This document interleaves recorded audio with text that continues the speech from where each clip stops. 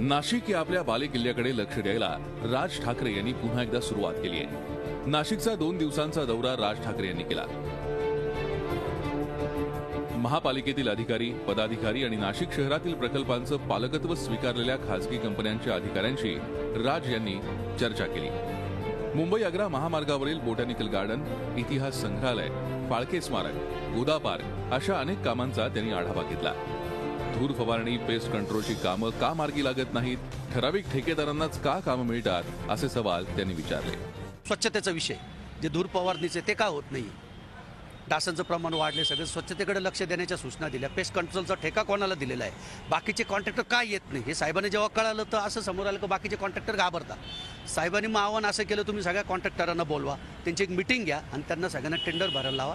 मात्र दरवेळी दौऱ्यांच्या वेळी यंत्रणा जागी होते, इतर वेळी प्रशासन ढिम्मच असतं अशी नाशिककरांची तक्रार आहे।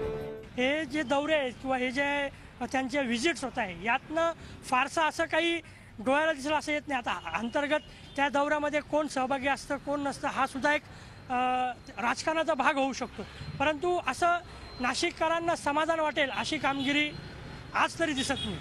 पक्ष बांधणीसाठीही राज यांनी नव्यानं सुरुवात केली आहे। येत्या काही दिवसात नव्यानं पक्षाची कार्यकारिणी जाहीर होणार आहे। त्यामुळे राज यांच्या या दौऱ्यानं नाशिक महापालिकेसोबतच नाशिक मनसेमध्येही धावपळीला सुरुवात झाली आहे। Mukul Kulkarni, Zee media, Nashik. Zee 24 तास रहा एक पाऊल पुढे।